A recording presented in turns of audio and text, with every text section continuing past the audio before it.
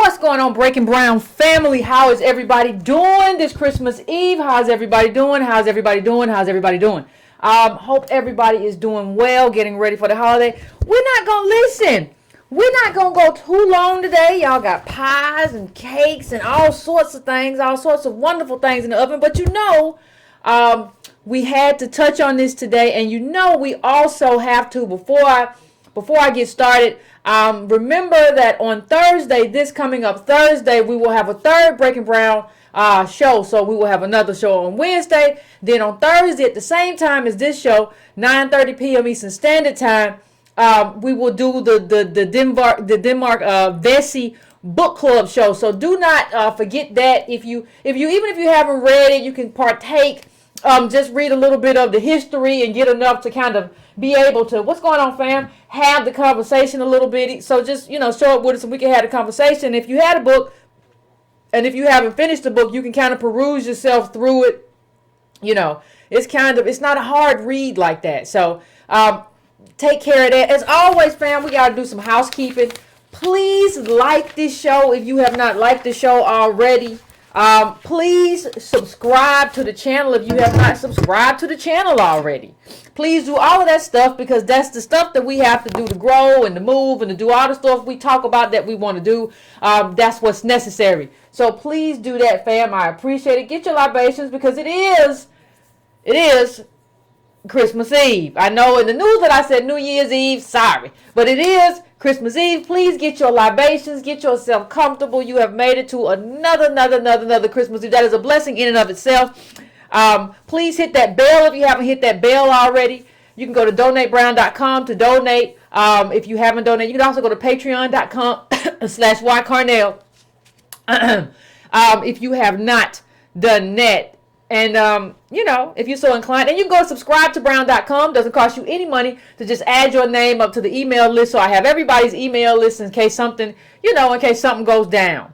Now, what we're going to talk about first is this. Because I know people are busy, so I have to provide people with some type of context for what we're about to talk about and who we're about to talk about. And we're about to talk about, with the Chris Rock. I know it was a few years ago, like 7-8 years ago, this coming. We're going to talk about that. We're going to talk about respectability politics and how it reared its ugly head in this whole conversation. And we're going to talk about why, certain things have to go and certain things have to die. And certain things are zombie myths. And certain things can't be brought back. And certain things can't be negotiated with. Everything can't be negotiated with. You can't get everybody into a room and be like, wait, Yvette, why don't you just talk and we got to stop putting our business in public. I'm going to show you some of why that's not possible. Now, this was a clip of your boy Chris Rock, right? Now, in this clip, something very interesting happened. And so if you haven't had an opportunity to read it, you can pull that up while I'm talking if you like to. Whatever you need to do, fam, do whatever you need to do. But let me give you a little synopsis of what happened so you understand what happened. Regardless, I just want to give you a little synopsis. So Chris Rock is talking to he's talking to Seinfeld, Louis C.K., Ricky Gervais. He's talking to these white comics. And he tells Louis C.K. Now, mind you, when I say he tells Louis C.K. this, understand that this is the insertion of the N-word into the conversation, right? And he tells him basically, you're the blackest. You're like a black person.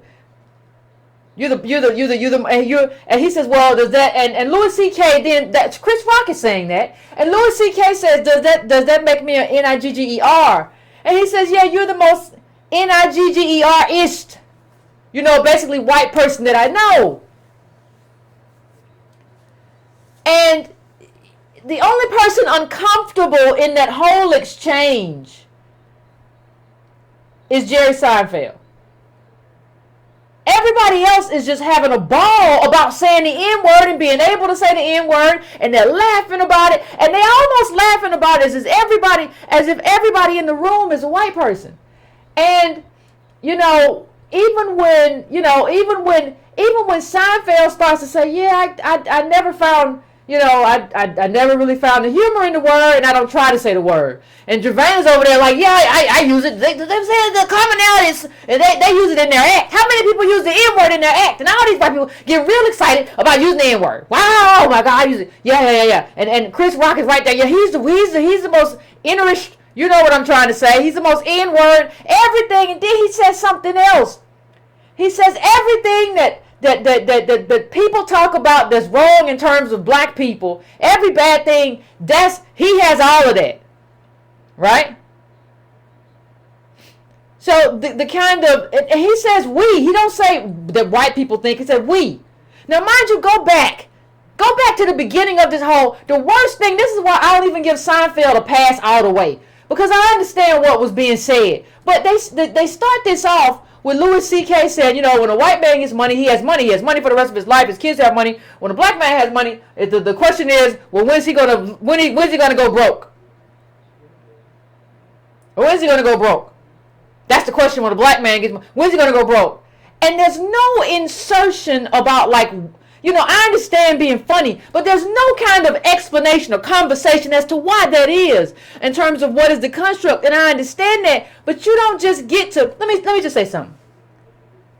Chris Rock doesn't get to be the person that he presents himself to be for us,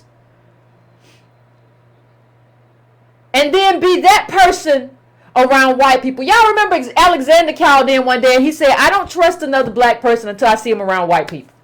That's what Alexander said. He said, I don't trust a black person until I see him around white people. Well, what we saw there, and let me just say this, I have always been supportive of Chris Rock, because even though I remember that black versus N-word speech and all that stuff, I remember all that, but he also did a very nuanced article about race, where he basically understood that his daughters don't represent blackness because of how they've lived. I've heard that he's taken several, American DOS comics under his wing and tried to help them. So I've always been kind of supportive and said that, this man has a right to evolve away from that initial black versus, I love black people, but I hate an N-word. I've always been the one to say he gets to evolve beyond that. But so I have never been like a Chris Rock hater. I have never been a person who's just been, well, I'm just down on Chris Rock and I don't like him and I can't get past that. No, I give people, I know people think I don't give people passes, but I do. Like, you've done some good stuff and you've written some good stuff and you're a good comic, so I give certain things, I give you permission to and the space to evolve, because everybody's made mistakes. All of us have. And this was a few years ago, but let me just tell you some of the cues for me. Let me just tell you some of the cues for me when I watch this. People are like, what'd you see, Yvette? One of the cues for me is why he sound like that. I have a problem with people who sound very different around me than they sound around white people. Or sound very different now than they used to sound. Y'all remember the first time we saw like Kanye on Ellen's show, and he was talking like this, and I just want to do my art, and that's all I really, I'm just really interested in my artistic expression. And we were all like, that's not like the dude that came out of Chicago with the pastels. Like, we don't know who this dude is, right?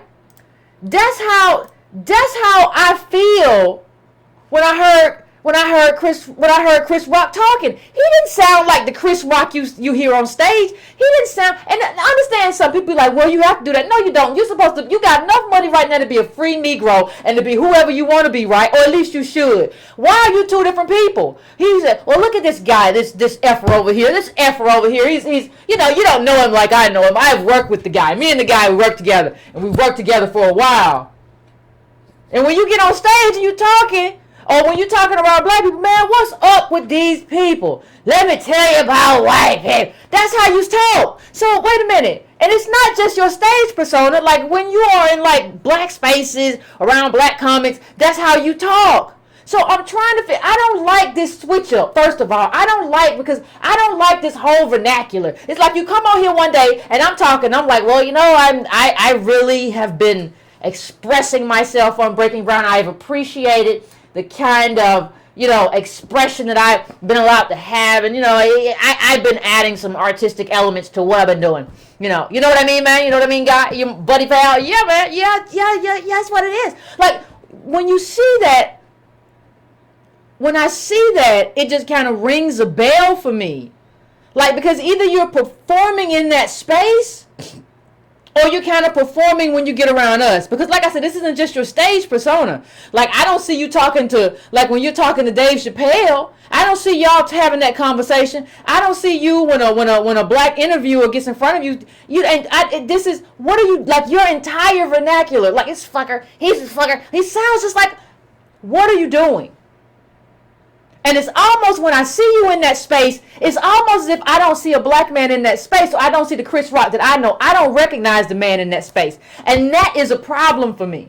It's not even like a problem. It's like a bell or something that rings for me. Like, why are you this? And when did you start talking like this? When did you like pick up this new vernacular? Because that's not how you talk. Like, you don't know this guy. Like, what are you doing? I saw Kanye do the same thing. So what I'm saying in terms of this N-word, what I see and what bothers me, fam, is this. I see someone who sees as part of his job, and it's not just him, but views as his job. His job is not just to be the comic that we see. What I wonder when I see that is, part of your job to make white people comfortable. To make them comfortable saying the N-word, it really wasn't racist, it wasn't that bad, everybody overreacted, you're a funny guy. Is that what is required for you to make it, like in Hollywood, for you to be that guy? Because let me tell you, for every person, white person that you see that says something racist, for everyone that you see that does something or whatever, I guarantee you they have a black friend somewhere that plays that role.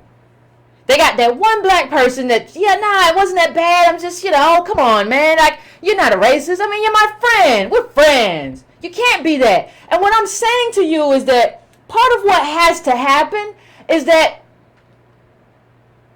we can't see that as our role. Like, the truth of the matter is, like, they don't deserve that kind of Negro.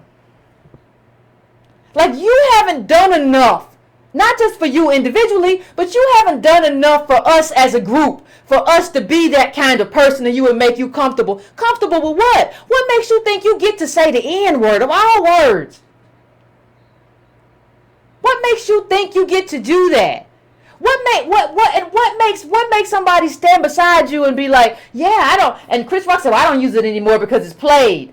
And you all are talking about this like there's nobody black in that room. Like, understand he didn't bring up anything racial. Understand Chris Rock said not one thing about race or racial or the racial ramifications or consequences or the meaning of that word. He just says, I don't use it because it's played, but he's everything we think bad about black people. And understand something. When we use the N-word, and I'll get to this, when those of us who American DOS use that word, we're not thinking about it in a negative context. You don't put that hard R on. Everybody in that room use that hard R. Go look at that ER. We don't, that's not how we communicate. And it's not anything negative. It can be anything you want it to be. You know what that told me? What's up, my nigga? That's not the same thing I heard in that room. That's not the same thing. And people who are saying it's the same thing really don't understand. And we'll get to the kind of boule who are kind of saying, well, it's the same thing. We say it too. I don't know. And is this the role? Is this the role of black celebrity?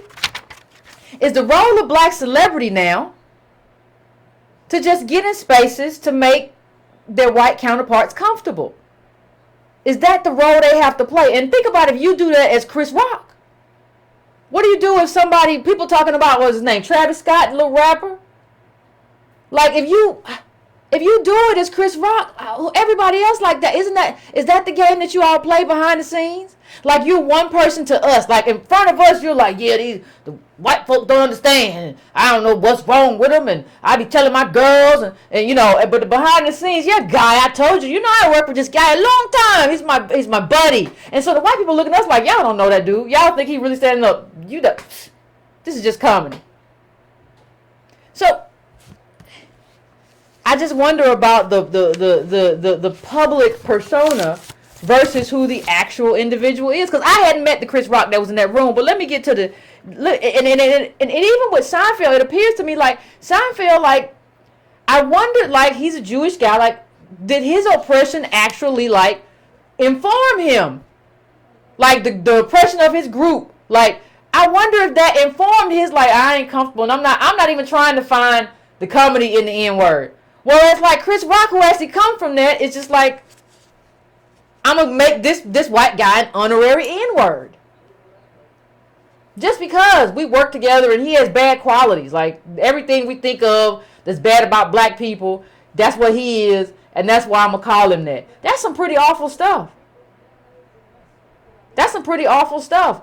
And, like, your job, please understand, our job is not to get around people and I'm not telling you to get around white people and just start going off about something, especially if y'all ain't talking about that. But you're in a space where this comes up. And even if you're not in a space where this comes up, ain't no requirement for you to just spend the whole time smiling and giggly and trying to make somebody feel comfortable. Don't nobody ever try to make us feel comfortable. Be yourself, wherever yourself is. You don't got to go no extra mile to be trying to make nobody. Ain't nobody deserve that. That's when you give reparations or you put policies in place and you can say, well, these people really they finally done right by us. How you doing, Chad? How you doing, Rebecca? It's so good. That's when you treat us as real Americans, as a collective. Don't make your life harder. American DOS life is already hard enough. You don't got to go through all that. I'm telling you to do what's best for you. You don't have to do is that the job? Well, we got to make them feel comfortable. That's what we got to do. I don't know any other way to do it. We got to make him feel comfortable. Seinfeld don't want to make, he's not, but no, I don't want to find no humor. Wouldn't it be good if you said, listen, I find humor in the word around my people, but you're not no honorary anything. Wouldn't it be good if you told him, like, yeah, you would never be a black man. Like, you be a funny white guy. But you can never be that N-word because the society isn't set up for you to be the bottom caste. So, it's all cool, but I'm not going to use that word. I'm not going to tell you that word, and you're not going to use that word because it's just not cool. It's just not a cool thing to do. And it's one thing, like, why can't y'all have one thing that y'all don't use? Like, why do you decide I want to use everything? If the word is here, I want to use it. I want to use the word. I want to use the N-word because the N-word here. Well, we say you shouldn't use it. I don't care. I know there are thousands and thousands and thousands and thousands and thousands of words. But the dictionary is very long. But I want that one word. Well, wait a minute. That word was used to oppress us by you. And we're still being oppressed by you. And you still want to use the word? Yeah, I want to use the word. I want to use the word. I was never comfortable with rappers or Tekashi 6ix9ine, whatever he was, using the word. But everybody, we moved past that. We ain't moved past nothing. Economically, we haven't moved past anything. But y'all want to say we moved past that. Got him out here sounding like Kanye. This guy. I work with this guy. We're like, that's our guy. Behind closed doors, is he still our guy? And so let me get to the next part of this story. And I do agree with with Jamel Hill's take that your job is to inform your friends that you're not that person. Like, I'm not that black person who feels like it's okay for you to use it around me.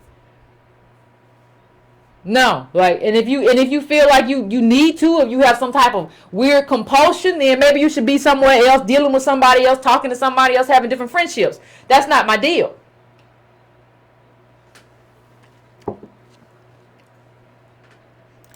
But of course, Of course, we have the black respectability crowd. And I don't try to bother nobody because I certainly don't try to bother Roland Martin because he just goes off. He just loses it. He just go. But I'm just trying to, wasn't nothing offensive. I just said this is a really, really bad take. That's all I said.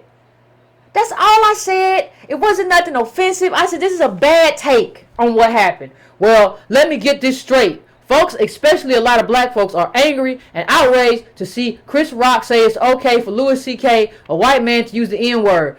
But they got no issues. All this raggedy talk. But they got no issues hearing black folks say it to one another and will laugh when Chris says it on stage.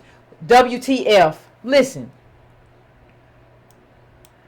You know, a while back, I used an analogy. I said that everybody's got to learn how to hit this curve. And what did I mean when I say that?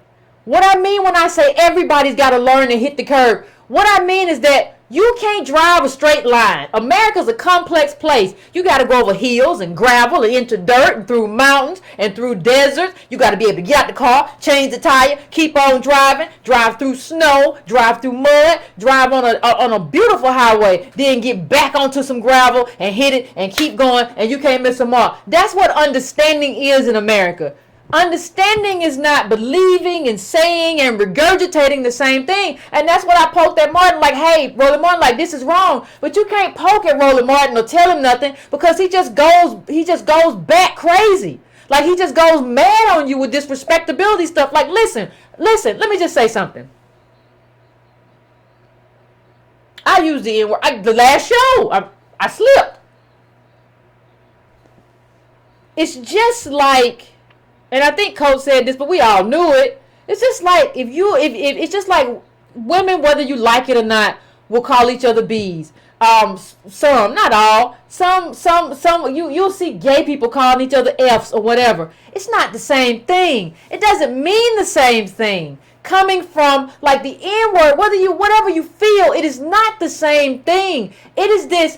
I'm very tired, and I've grown very tired at this idea of the first time somebody white does something, we blame black people. Well, you know what? Did you see the white police officer shot and killed the unarmed black man? Well, what about black on black crime? What would you be saying about Martin's comment if a white person were saying it? Like if a white person was saying it, well, if a white person said, well, y'all get up on stage every day and say it, something like that. I mean, what would you be? I mean, this idea that we have that there is some kind of agency, right? This idea that white people need our permission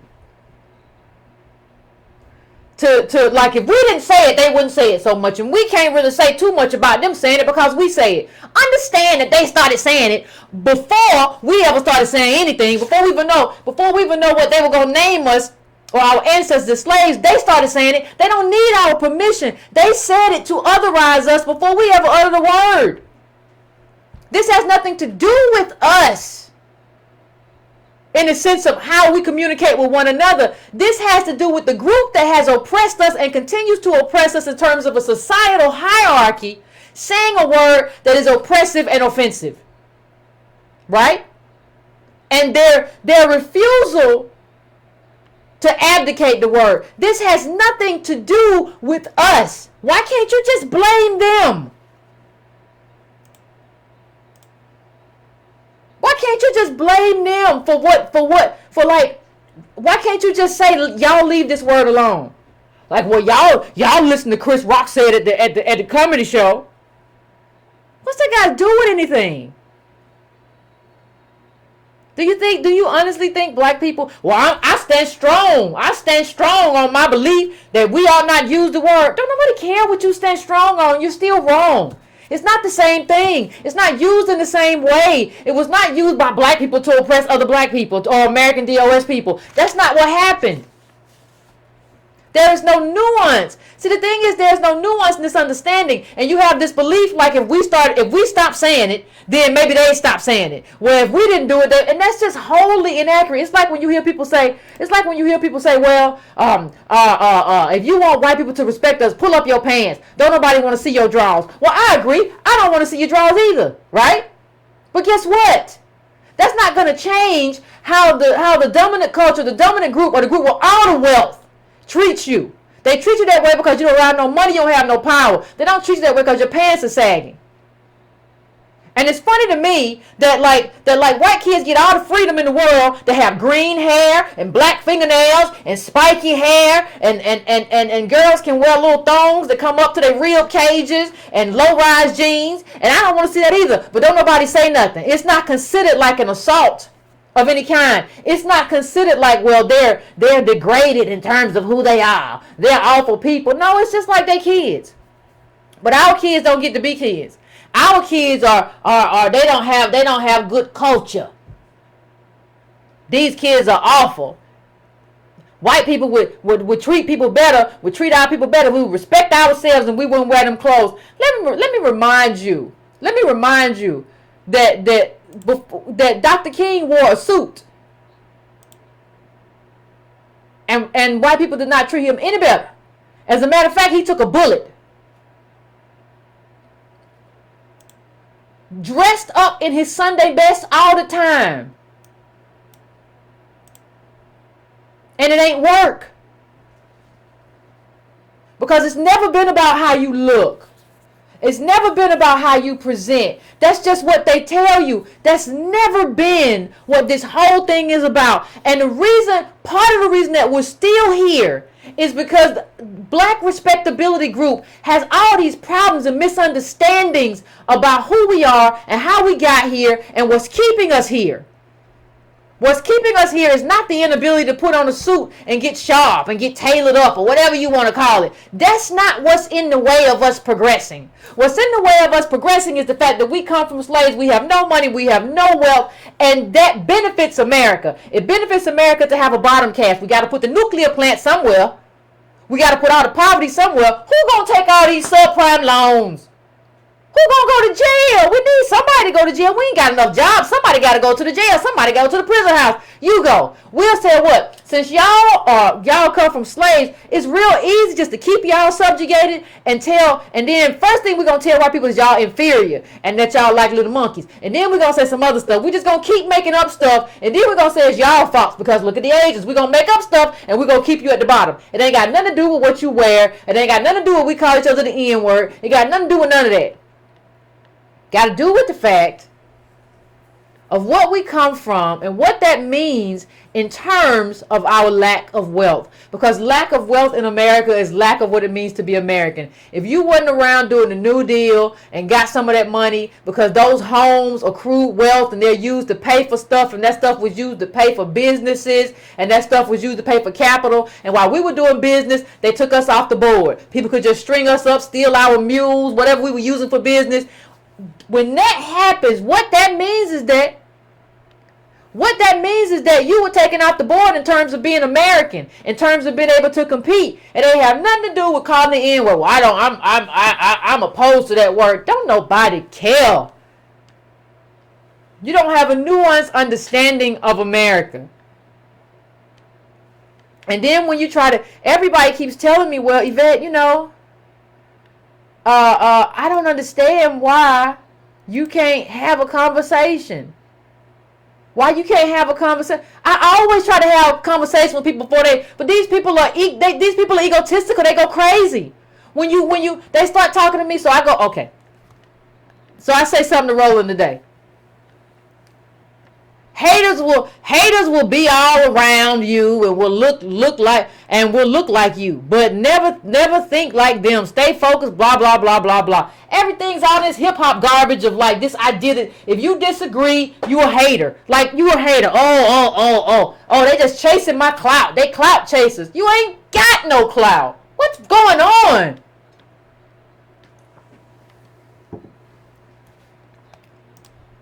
Like, it's not that I don't ever try to have a conversation, or I don't want to have a like, you can't. You cannot have a conversation with somebody who's a narcissist.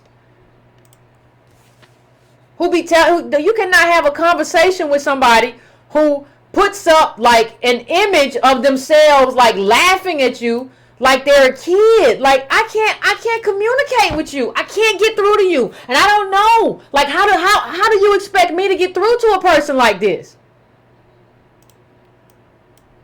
I'm just asking. Because everybody loves to say, well, have a conversation. How can I have a conversation? And I'm going to tell you, pride comes before the fall. Remember that. I don't invest that kind of feeling in myself. And I don't try to make people feel bad about, well, I've read this book and I'm reading this book. I'm reading a book right now. The only book you know about is Denmark Vest. You don't know about anything else because I tell you that we all need to have information. But there's a difference between telling you that and saying we should read books, we could read articles, and me trying to shame you and trying to make myself feel better than you because I read or whatever. I never try to shame you. If you say something that doesn't make sense, I say you don't know enough about this subject because you said something to make it apparent. We have all these people who are kind of like Roller who will be just like, tell me about that day and when LBJ met King. Do you know anything about that? Yeah, because you don't know what I know. I know. You don't know what I know. Just trying to make people feel bad. Just trying to shame people for no reason. Make you feel like he's the only erudite in the room. I am the only black reader in the room. I am reading 5 books right now. 5, count them 5, and I know more than you. Don't let people do that. Don't let people do that to you. Like you could. Everybody has gaps in information. Just keep on your own specific path that you need to be on, but don't you let nobody make you feel bad or stupid because they just got through reading a book, or they tell you they just got through reading a book. Doing interviews, like he did this interview with Rothstein. Like you remember Antonio did an interview with Rothstein. Antonio's interview has about as many views as his. And Antonio's, if you haven't checked it out, go to Tone Talks, Color of Law author, got about the same amount of views. But you tell me like, well, you don't know enough because I'm a journalist. Well, if you're a journalist and you from News 1 and TV 1, then why didn't as many people watch it? I know why. I watched the interview. You spent the whole time talking. You didn't really ask one question. You spent the whole time talking. See, Rothstein, I've been trying to tell people all this time. I've been trying to tell everybody, and nobody won't listen to me, and I've been trying to tell them. And then Rothstein is looking at you like, is there a question? Like, you didn't even ask a question. It's an awful interview. It's an awful interview. The same thing, the same interview with, what's the dude that everybody don't like? They call him that bad C word. Whitlock. What's his name? Whitlock. Is that the one? The conservative? Is that the conservative? He did an interview with him and just unraveled. See, you don't know. I don't know why you're talking about Colin Kaepernick like this. No. You let me finish. How you do that? Like, who comes to an interview like that? And then you say, I know how to do a TV interview. I know how to lay the trap. I know how to do X, Y, and Z. Yeah, Jason Whitlock. I know how to do. No, you don't. You just get there and you talk about yourself. Your ego gets in the way of what you're trying to do. And I'm not trying to be mean. Like I've talked about you 2 times, and I could have come on here and just like really go hard. I still have not done that. But you need to get yourself together. This is foolish. This is childish.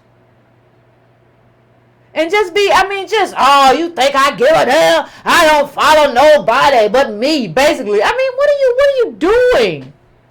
What are you doing? Like, what kind of discourse is this? Like, everybody loves to get on me and be like, well, Yvette, and I'll give as good as I get. But Roland goes off on everybody like this, and nobody tells this dude, like, listen, the way you do life is immature.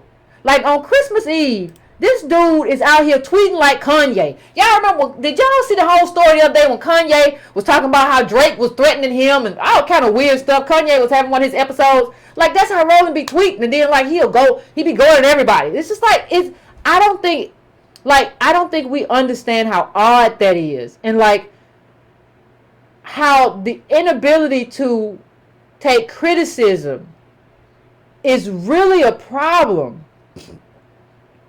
I don't think we really kind of gather that this is a problem. Like, how do you, like, you're a poser and all this stuff, like, you, like, this is, like, this kind of, like, I don't understand. Like, I don't know who he is or who he thinks he is. I don't, you're a clout chaser who needs a tag to back up your weak ASS points. Now, like, you just, like, this dude rages. This dude rages. And that's, like, not what you want to do. I don't understand. I don't understand how nobody tells him that. Tell Mr. Charter Schools that, like, raging out isn't like discourse. I can tell you flat out wrong, this is stupid, and you can tell me, you know what, I'm going to tell you why it ain't stupid, because blah, blah, blah. And we can go hard, but you don't even do that. You just, like, I mean, you'll say, I ain't thinking about you, and then you'll tweet somebody 10 times. Well, if you ain't thinking about them, like, you don't even know, you just, like, oh. I don't get it. I do not get it. I do not get it, and I do not get how this passes. I do not get how this passes for, like, discourse, like, you know, you don't know nothing. I know you don't know. Did we ever figure out how Donna Brazile got them questions to ask Hillary Clinton?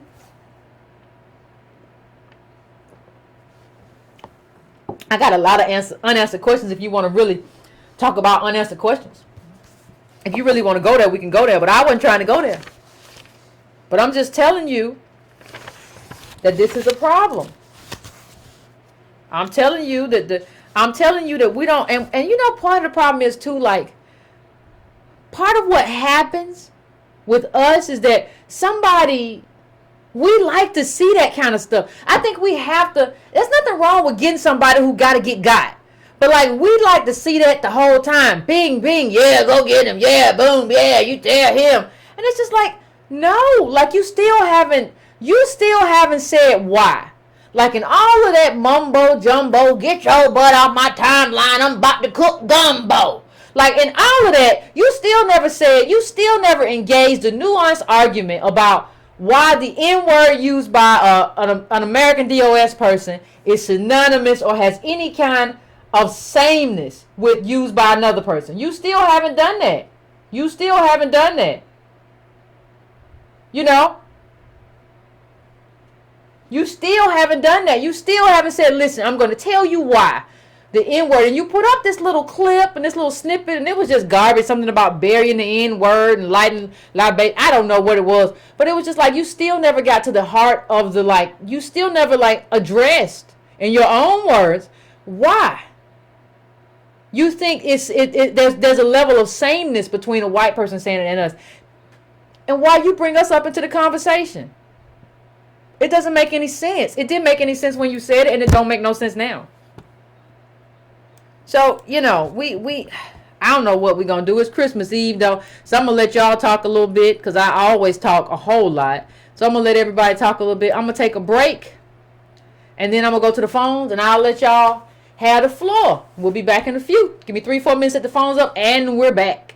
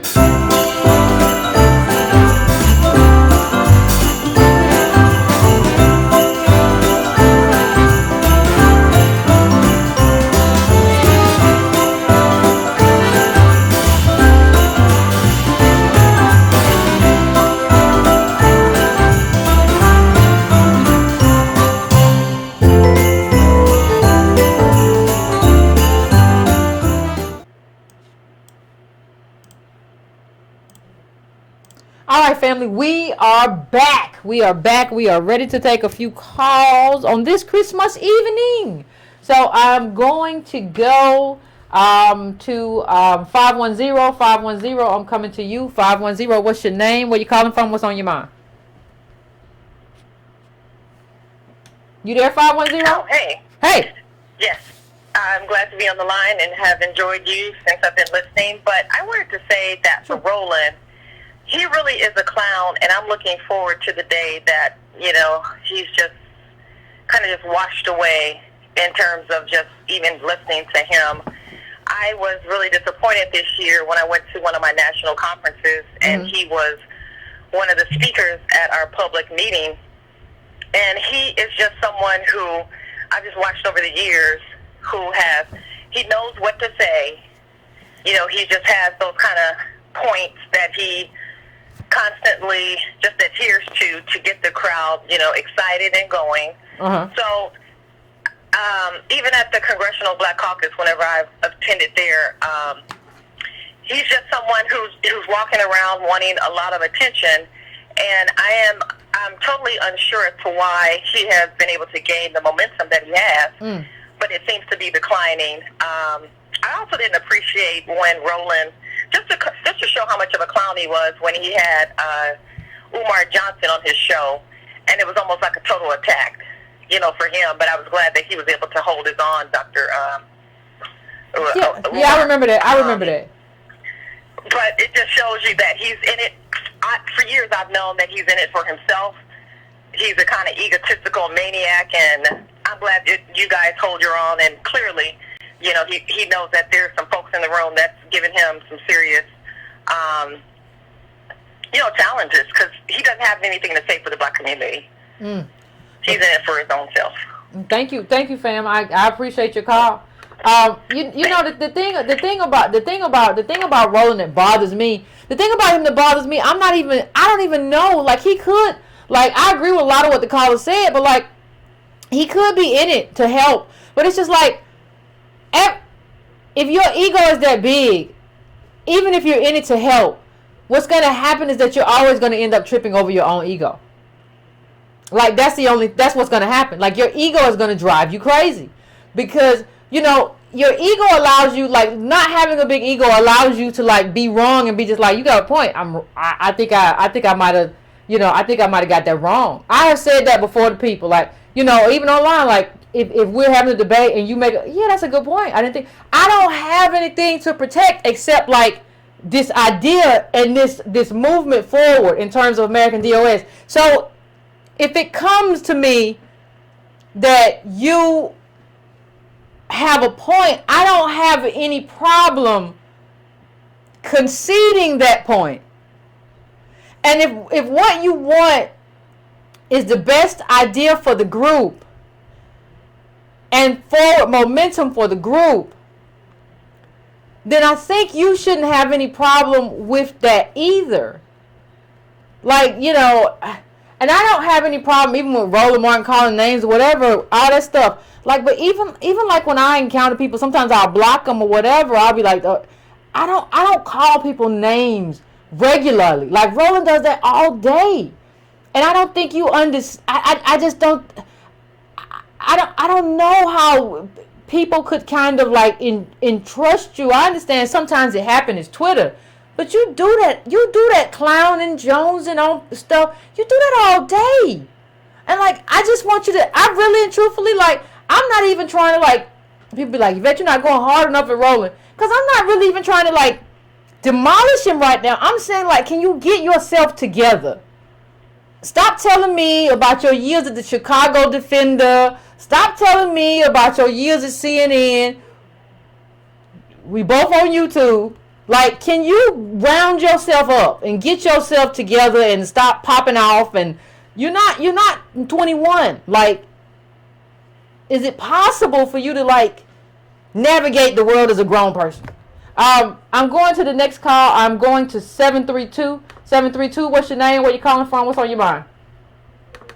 Hey, Yvette, this is Chris from Jersey. How you doing? Pretty good, Chris. How about you?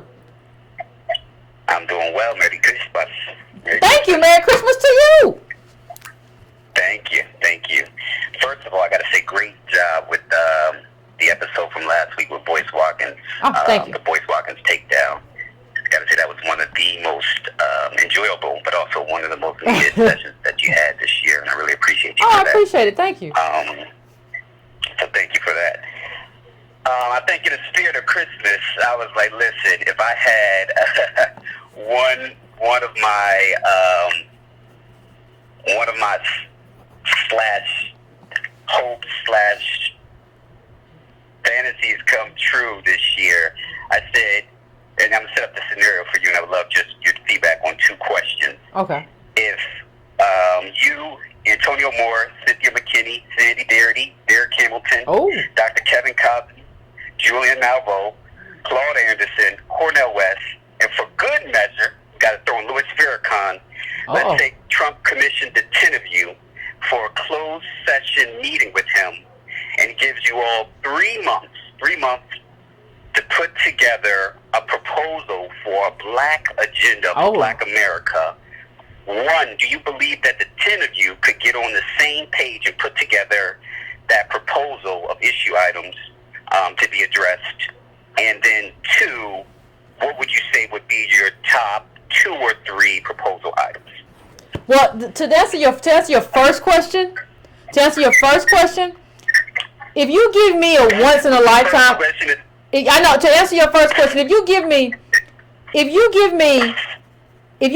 once in a lifetime opportunity, like this is it, and that's what I feel like. That's it. I can put anything aside with anybody. Like I can put anything aside. I'll forget everything for the amount of time that we're doing this. I'll forget. It's like you be my best friend for as long as we're doing this, and then we can go back to whatever. But for that period of time, I can get anything, and I can help people get other stuff done. Cause this is when you get your one shot, you can't be like, well, I disagree with them. It don't matter. It don't matter.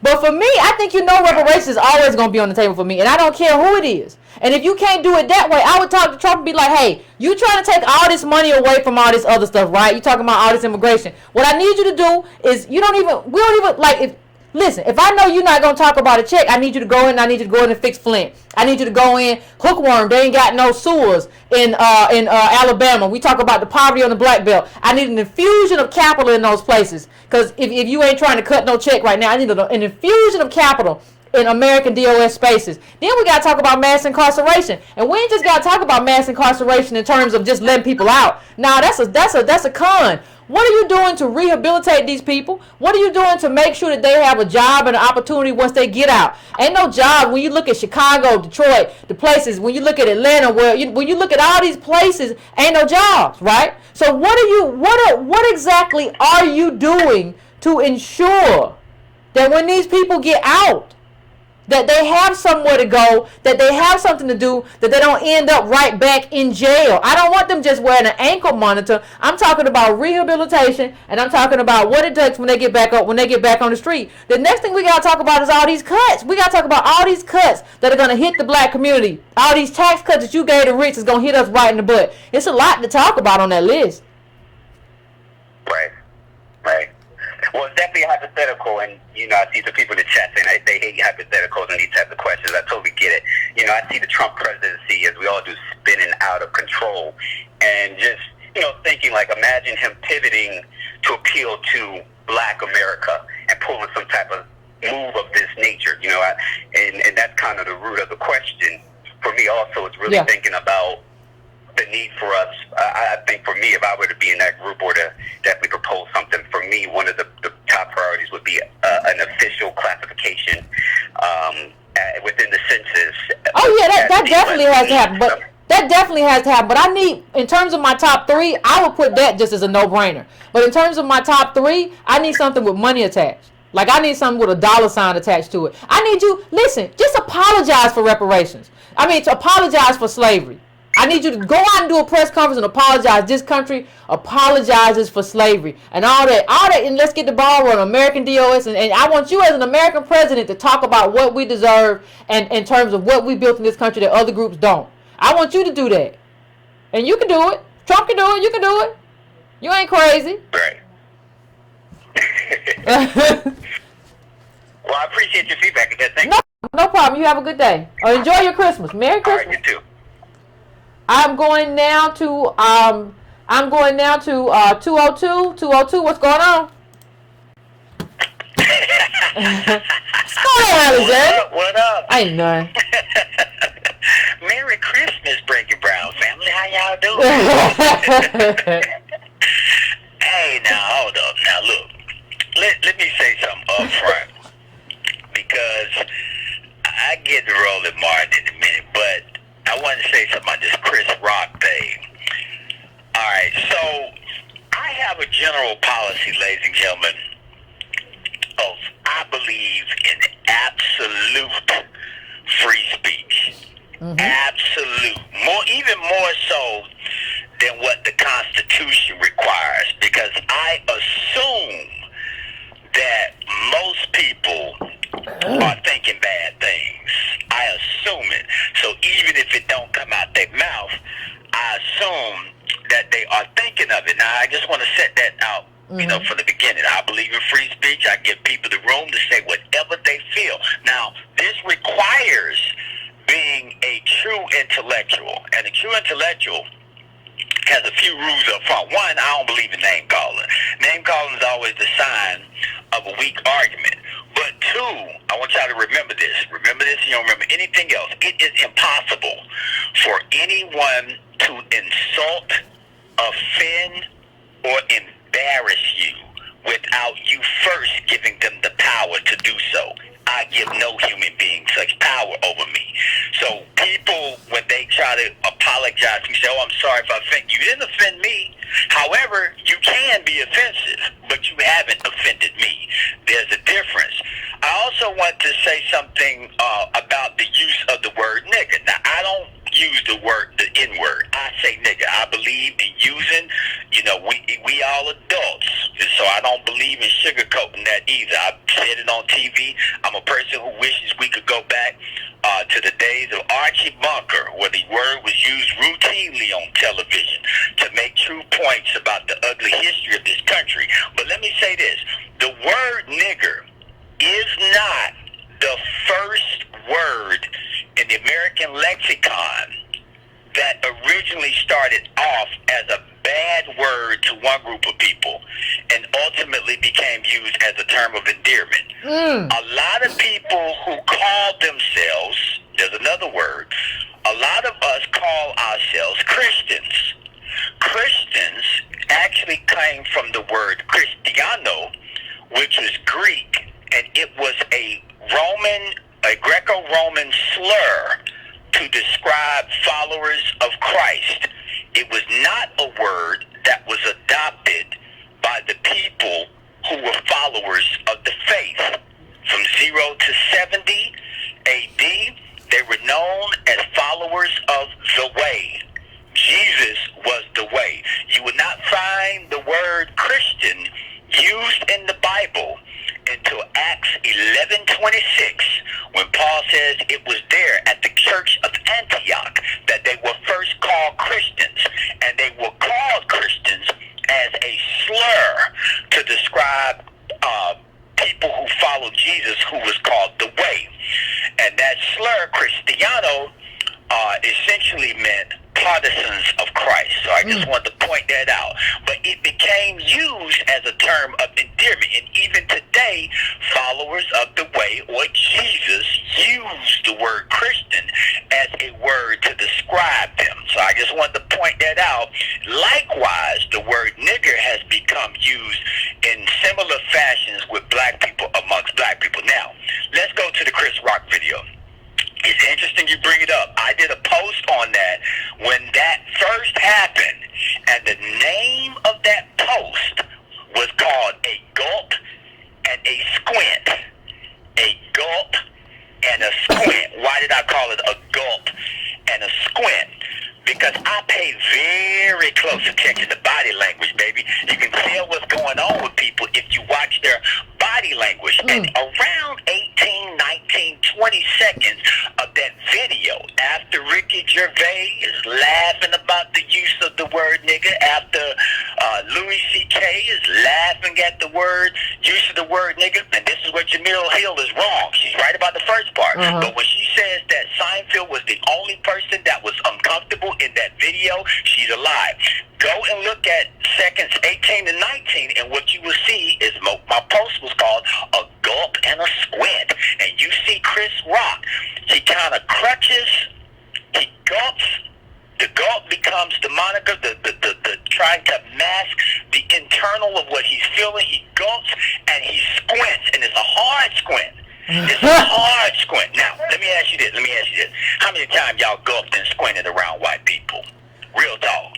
How many times did you sacrifice yourself in the midst of the moment because to speak out meant you would lose your job, you would lose some opportunity, you could lose everything if you did not gulp, squint, and go along to get along? I talked to y'all about that racial gravity. But he brought it up, Alexander. He brought it up. Why did he bring it up? What you say? I said he brought it up, though. Why even bring it up as part of the conversation? Then you don't have to go up and squint. Don't bring it up. Yeah, but what I'm saying, Yvette, is that people who are on those type of stages, man, they don't even know who they are. They don't even know who they are. They don't know who they are outside of white supremacy. I know who I am. I know who I am. And I'm very particular about the words I use, and I'm very careful about how I respond to what is said. Now, let me give you an example, real quick example. Some years ago, I returned to give the keynote address for our commencement at, one of my alma maters. And when I'm coming down from the stage, there is a professor that greeted me. Now, this professor, I remembered him to be racist as hell. And he came up to me and he said, Dr. Hamilton, he said, I just wanted to let you know that I really admire you. I said, oh yeah, well why would you admire me? He said, because you never went to the dean on me. I said, why would I have ever gone to the dean on you? Well, because when in the class, when we would go over higher education law, Yvette, and cases prior to Plessy v. Ferguson, judges regularly use the word nigger in the courtroom. So he would quote from the transcript in the class. He would regularly say the word, and every time he said it, he would look at me and smirk. Every time he said it. So he was essentially saying, you never took me to the dean. Every other student took me to the dean. Why didn't you? And I laughed. I said, let me tell you something, sir. I said, I believe in absolute free speech. I believe that classrooms are laboratories. And I said, it was clear to me what you were doing at the time, and I had no problem with it because regardless of whether or not you said it, I understood you were a racist to begin with. Me going to the dean, it wasn't going to make any difference for me because I knew that to do that, I would ultimately get pushed out of the program. So yes, I believe you're racist. However, that's your problem, not mine. I said that in an earshot of the president of the university, the dean of the School of Education, and several other his colleagues right there. So no, I would have never gone to the dean because I believe it goes against everything I believe. I believe people should have the right to say whatever the hell they want to. And let me say this, Yvette, a lot of people are upset about being called nigger directly. But few people get upset when they're being called a nigger with policies. What am I talking about? Yvette, which are you more angry at? Being Chris Rock sitting being called a nigger several times with two, three white comedians, or Congressional Black Caucus members who did not know in 1996 that Bill and Hillary Clinton were calling them niggers with their policies through the 1996 crime bill and the welfare reform bill that sparked mass incarceration, that made criminalized black fatherhood and black motherhood. They were calling us a nigger to our face, and none of us had the intellect to know it because more of us were only concerned about the use of the word nigger strictly by the vernacular and not through policy. So for me, I am much less concerned about what a person calls me with their mouth versus more concerned about what a person calls me with their policies. And Yvette, as far as I'm concerned, Barack Obama called black people niggers several times by his failure to save black people from foreclosure crisis, by his failure to help black people get jobs and save and increase and decrease unemployment. So I've been called, Yvette, a nigger more times than I can count in the public square and in government. I am much more concerned about that than I am about Chris Rock not having the testicular fortitude to stand up on behalf of his people in the moment. Oh. Now that's me. Now as far as, and so I just wanted to point that out there. Y'all go look at seconds 18 to 19. You'll see the gulp in the square. As far as Roland Martin is concerned, now look, Roland Martin, we know he flamed out at CNN. We understand all of that. But you got to realize you're talking to the man who's behind giving Beyonce or helping Beyonce get the National Association of Black Journalists highest award for some little note she wrote on a napkin to Michelle Obama. What? So that's the person you're dealing with. So I'm not, Roland Martin for me is just, he had the potential to be something much greater than what he was. But that doesn't bother me as much as people who are on the stage he once was, like Mark Lamont Hill, who are forfeiting those platforms because they do not understand these issues that we are talking about. Being called a nigger with policy is a much dangerous affair than being called a nigger to your face. I wouldn't have no person with all white people calling me a nigger if they gave me reparations. I wouldn't care, because the only thing I care about is a dollar. I care about restitution. I care about reparations. I care about helping my people. And at the end of the day, I do not believe that any white person sitting at that table is going to do that while at the same time having respect for my humanity. Even while President Lyndon Baines Johnson was signing the Civil Rights Act of 1964, he was regularly referring to Martin Luther King, Dr. King, as the nigger preacher from the South. As the nigger preacher from the South. But he signed the 64 Civil Rights Act bill, and he gave us affirmative action, all while still being a racist. This right here, now you understand Derek Bell and the theory of entrance conversions. White people will never, ever do anything for black people unless they stand to benefit from it. So they can still be racist, but at the end of the day, where our interests collide is where my argument resides. And I'll leave y'all on that. All right, Alexander, you done lit it up in here. You just always light fires and leave me over here to put them out. All right, I'm just playing with you.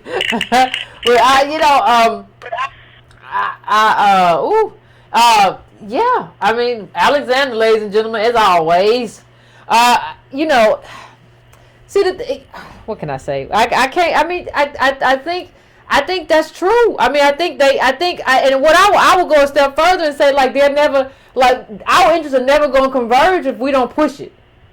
Like, we don't even, I see interest convergence, what Alexander said, I see that right now, right? There's this whole push on limiting the number of immigrants, especially who get to come in here. That's what Trump wants. That's what Trump's America wants. There's an interest convergence. Hey, I will be here with you on this, but I need this. And I need some of the monies from this, or a lot of the monies, what you owe me from this thing that we were normally doing to go could go to me. I want the jobs that you normally give the people that you bring in here, how you use all this labor and exploit labor, how you exploit these poor people. No, we're not gonna do that no more. We're gonna give, like, American DOS who don't have jobs, those jobs, and pay them decent wages. We're gonna use that to make us American. I see an interest convergence, but the problem is our people don't see it. They don't see that this is actually an opportunity. The only opportunity, as a matter of fact, that we have under Trump is to determine and lower immigration levels so that we can get a foothold. That's the only opportunity. That's the only interest convergence, like Alexander said, that's the only interest convergence I see. And people will say that white people ain't never done nothing for us. No, they ain't never done nothing without being pushed. They ain't never done nothing without us fire hot and mad and advocating. That's what they ain't never done. So yeah, you want to sit on your lazy boy, ain't nothing gonna happen. It just is what it is. So I'm going right now to 617. 617, what's going on? Hey, how's everything? Pretty good. What's your name? Where you calling from? This is Mike from Brooklyn. Okay. I fully agree with what Alexander was talking about. Especially when you're in the workplace, there's always some sensitivities around what you react to because every action has a repercussion. So yes, certain principles you stand by.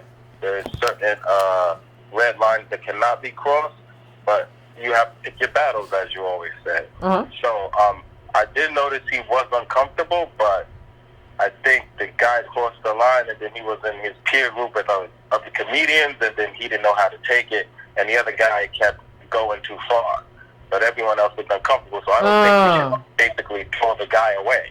So when he said you're saying like when Chris Rock said you're the blackest person or something like that, and he actually hit that N word, you're saying that Chris Rock, like, he didn't really know which way to go with it, like he had to just like go with the flow because he had already interjected race into the conversation. Yeah, but I don't think he thought the guy would take it in that vulgar manner, and the guy took it too far. And in addition, it's about 7 years ago. So none of us can say here that if someone video recorded every action we took in the last 7 years, we would hold up to perfection for everyone to look upon and to digest and to dissect. You know what I mean? No, you're right about that. Chris Rock made a documentary called Good Hair. He's always talked about racism, how he grew up. So, I mean, and I was reading some of the comments. A lot of the comments look wishy-washy. Like, the people here blow with the wind. Everybody was calling him a coon throughout. Then Alexander spoke, and Alexander's naturally a contrarian. And then, preach, Alexander. I mean, this is my tribe, but that's a scary tribe if they can sway like that quickly. You know what I mean? Yeah, I didn't get to see it. What I would say, my problem, one of my main problems, I still think you gotta stand in that moment, but one of my main problems is, like, you don't get to black people call any white person like you're the blackest white person or whatever. You don't get to award that. Like, if there's one lesson to take away, there are a lot of lessons here, but you don't get to open that door to start giving out race awards because he could never be that, and you gotta know he could never be that, right? So, like, every negative thing we think about black people, like he said, every negative thing we think about black people, that's who Louis C.K. That's Louis C.K. That was an awful thing to say before you got to the N word. So I think, I don't know, this maybe was a learning moment for him, but I don't throw people away. Like, I haven't thrown Chris Rock in the trash. But I'm saying, I think this gives us a glimpse into everybody talking about, I want to be a celebrity. This is what a celebrity is. You have no idea what this is and who this person is and what this life is like behind closed doors. No, of course. And like I said, in the past, I haven't called in a while, but I'm a financial advisor, so my job allows me to, like, save money for a while. So I'll always keep what I tried to keep 2 years of FU money. So just in case things get so disrespectful in the workplace that I have to leave, that I can maneuver around it. I mean, based on what happened in the market the last few months, I probably only have like 10 months, a year of FU money. But these things happen, and when you're caught in those moments where your peers make uncomfortable statements, you have to decide, all right, is it worth it? I have a mortgage, I have kids. For my pride to win in the moment and say something sarcastic or say something offensive and then lose everything, for what? What is the purpose? Yeah, but you're not a multimillionaire. I mean, 10 months ain't Chris Rock. If you got 10 months, that's you still ain't Chris Rock. Like this dude is this, so like, it's not, what I'm just saying is that's not analogous, is what I'm saying. No, of course not. I give you that, but like as men, you have a lot of responsibility right on you. You can't let someone's words pull you out of your career path, whatever you built for yourself because of that. But he did look a little uncomfortable. So that's why I would go with that. It was a mistake. It was 7 years ago. I don't know. I think every I think you can. See, the thing is, I think you can get on people for their mistakes, right? Funniest thing, like, if you go into the comment section of my videos, whenever I make a mistake, nobody has a problem getting on me, and I'm not upset about it. Like, you have a right to do that. Like, if there's a mistake made, you have a right to be like, Yvette, you messed that up. That wasn't right. You have a right to do that. Like, we have a right to be like, we have a right as a group, especially as a group like this. We're not just some random group. He didn't just say something about the Sisquatch tribe in Utah. We are the people who, like, before he blew up, we were like the base, and then you blow up, and then you become famous, and then white people love you because we made you. Like you have. I feel, and this is just my opinion. I feel that like if we're the thing that I feel the same way about Mark Lamar Hill. Like if we're the group that like you were based on, you have an obligation to us. You can't just go and all over the side. You want to just do your own thing. Well, then you have to abdicate your perch. But you can't. Chris Rock can't abdicate his because this is how you got here. You got here initially before you blew all the way up. Like you got here through Negroes. That's your funnel. Like you have an obligation. And I think a lot of times what people want to do is they be like, I've grown out of my Negro-ness. I'm just an artist now. Hold on, Playboy. That's not how we playing. That's not what we doing. You don't get to grow out of it. Just tell us earlier. We're gonna let you be it. No, I definitely agree. But yeah, I want to wish everyone a Merry Christmas if you're into that thing. But keep doing what you're doing. Appreciate it, Carl. Appreciate it. Going to the next call. Going straight on. I'm going now to 909. What's your name? Where you calling from? What's on your mind? Hey, good evening, everyone. How are you guys doing? Pretty good. How about you? Christmas Eve. Doing well. Thank you. I'd like to comment on Roland Martin. I met Roland Martin a few times, and I was looking at the Chris Rock thing, and I think he and CK have had that conversation many times. It really goes to speak to how tenuous Chris Rock's existence is in the world that they can take shots like that and then wait around to see him squirm. CK is a very smart dude, and we know comedians, they're very smart people. And CK knew he had taken a step way out of bounds. And he just wanted to see what would happen. So I kind of feel for Chris Rock being put in that situation, but he kind of put himself in it. You know, just kind of letting himself hang out there. And I also wanted to say that about my man Roland Martin's grandstanding. Did you guys see him at Aretha's funeral? No, I didn't. Standing for everything. I just think that Roland Martin's a grandstander and wants to be seen. You may find him in a Jean-Claude Van Damme movie next week, or you may find him selling 40 ounces of Old English somewhere. You stupid. Anything to be seen, some of these cats. And I'm not saying he's not a good journalist, but I'm saying that the brother wants to be seen. You know, I heard somebody say earlier that he had great potential. Yes, he does, but it just looks like he wants to be seen. And the few times I've met him, it's felt like that. It's felt like he wants to be a star, but really who doesn't? Oh, and I'd also like to say something. This isn't calling him a name. The brother has a boneless ham here because I saw him take it out of the oven and put it on his neck. Don't like the brother. All right. I appreciate you calling in, Carl. Let me just say one thing, people. Let me just say one thing. Somebody in the chat said that Louis C.K. because he referenced this. When they talked about using the N-word on stage, and somebody in the chat said that, yeah, he used the N-word. Louis C.K. used the N-word during his comedy sketch. So you do kind of get the feel, and that was a level of camaraderie. Chris Rock has worked with Louis C.K. that they have had this conversation before. Like I think the caller was right. Like you get the feel that like this isn't the first time they have addressed like the use of the N-word or whatever, and Rock doesn't use it anymore, but like for Louis C.K. or whatever to use it, you get the feeling like maybe he's been kind of permissive in allowing these comedians and comics and different people to use that word. So I'm going to my next caller. I am going to 26797 because I got two 267s on here. So 26797. I'm coming to you. What's your name? Where you calling from? What's on your mind? What's up? What's going on? This is Steve from Philly, Yvette. What's good with you? How you doing? I'm doing pretty good. I can't complain. What's going on with you? I'm chilling, man. I'm glad I got through to you because I want to try to bring a little bit